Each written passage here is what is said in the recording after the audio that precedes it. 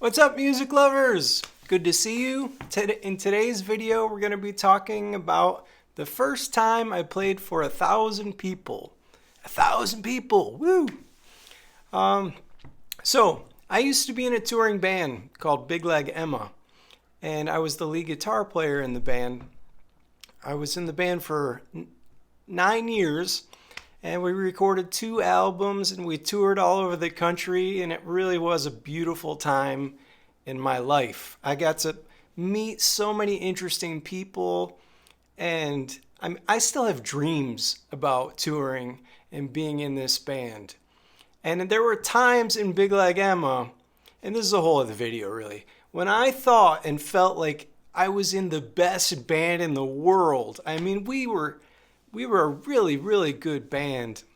We played Americana music, kind of jam bandy, kind of Americana. Great singers. But anyway, the first time I played for 1,000 people was when Big Leg Emma was playing at our kind of local music festival called the Great Blue Heron Music Festival. Local is not a good word. I mean, it's right down the road in Sherman, New York, but it's a regional Americana music festival. So they draw about, I think, 6,000 people, I would say, every year. And it's definitely a tradition. It's been going for like 26 years now, and I think I've played there maybe 12 times. Because my first band called 5 Cubic Feet, we played at the Blue Heron also. But anyway, the first time I played for 1,000 people, it's a really amazing experience. It is. The good thing about it is if you're in a touring band, you usually gradually work your way up to 1,000 people. And at our height at the Blue Heron, we probably played for 3,000 or 4,000 people. But I'm just using 1,000 because it's a nice round number. And the truth is once you get above that, it's all the same. But so, in our first couple years, Big Leg Emma was really doing some great things. We were touring all the time, we were recording, we had this new sound and this new material, and we were getting in with the right bands, and we had a system set up, so we had a good manager, a good tour manager, a good booking agent, and we were touring and getting really good and playing for a couple hundred people every night and growing a fan base, a real community. It's so interesting because it's such a different world now with online fan bases. I mean, we were grassroots. We were like hardcore bar scene playing. We would play any kind of event you can imagine. We're mostly festivals and city events, so we're kind of like a summer band. That was our high point, but we also played colleges and bars and other things in the off season. So we were working up to playing to big crowds like that, is what I'm saying. So you get used to your family and your community of musicians around you. And by the time you reach 1,000 people, if you're not like an overnight success, you're kind of used to being surrounded by music lovers and fans. So you go from a couple hundred to maybe 300 or 400 to 700 or 800, then you hit the 1,000 number. And it doesn't feel like that big of a deal because you're kind of so in it, so involved in it, that you don't notice the numbers. I mean, your job is to focus on the music.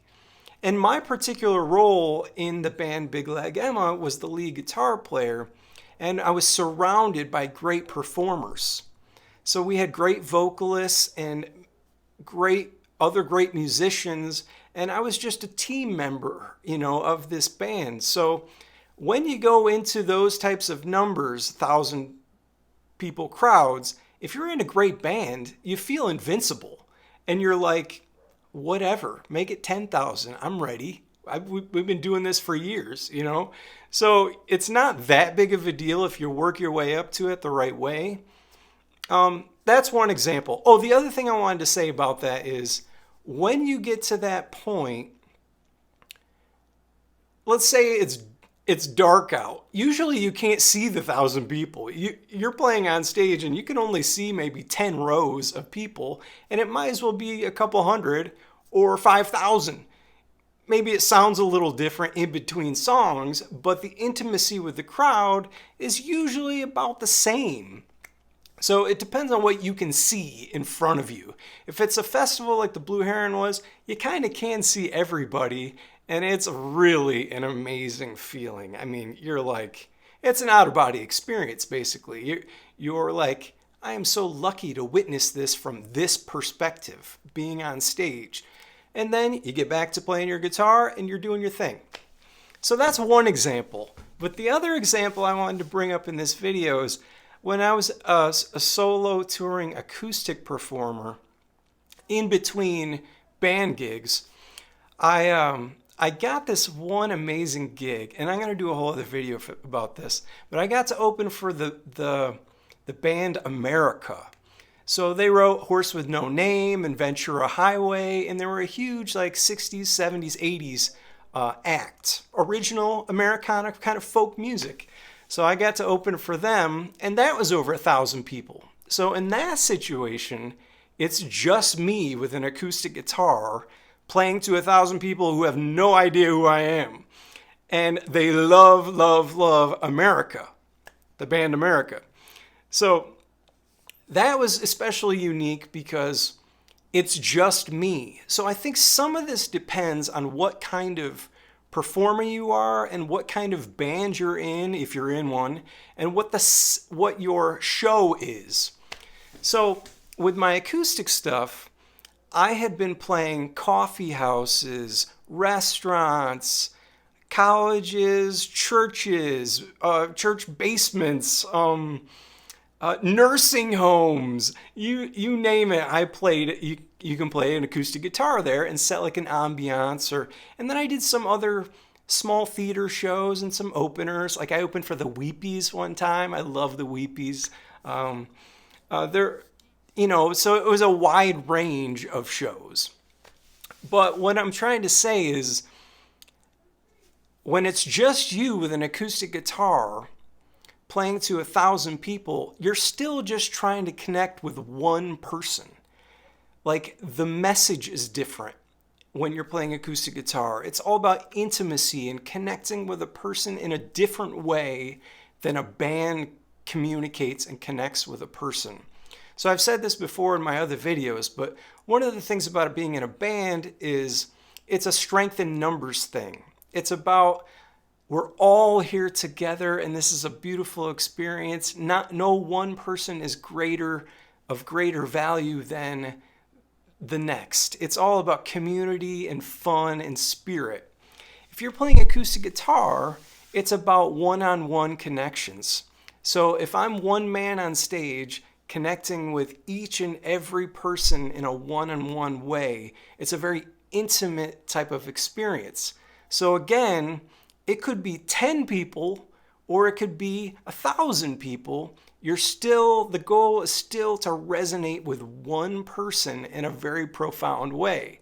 So what I do many times is I'll pick out a few people in the crowd that I'm really got a connection with, and I'll focus on feeding and nurturing those people. And usually the people around them get that vibe. So before you know it, you've got the whole crowd. But if you focus on a few people who really get it, and you can see who gets it, like you can just feel that connection with them, you grow it from there. So with a band, like in Big Leg Emma, you might connect with a few people, but it's more of a shorter time period. So I'm going to connect with this person, then I'm going to connect with this person, then I'm going to connect with this person, and just kind of focus on the overall event of it. But those are just two examples of how I got to play for really big crowds. And, once you get beyond a couple hundred, it's really all the same. And we never got to the status of playing beyond, 5,000 people. I mean, those are ridiculous numbers. And almost nobody plays to that amount of people these days, unless you're like a world famous band or someone who's really got national recognition.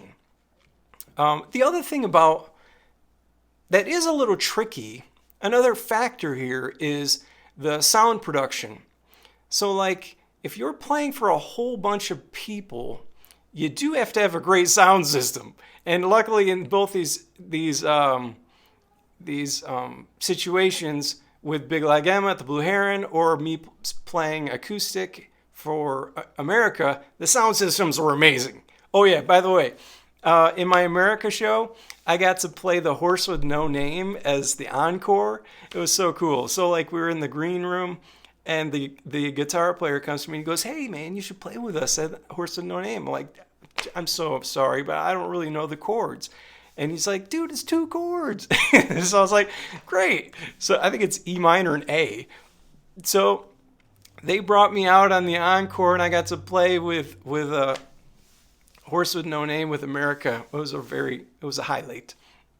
So those are 2 memories of when I got to play for 1,000 people, and I take them with me everywhere I go. I'm proud of those things, like those moments leave an imprint on your soul. And while you're doing them, you're like, man, I've done so many gigs like leading up to this point. I have to relish every second of this. If I don't relish every second of this, it would just be a shame for all the years of sacrifice to get to that point. And the dream, man, you're living the dream. Like it does not get any better. And you can literally live for years on those memories and feel like you have served your purpose in this world. So, if you're a fan, I love you. Thank you for being one of those people. If you're a musician, hang in there. You'll get there. Just put in the work and the years, and eventually it happens before you know it.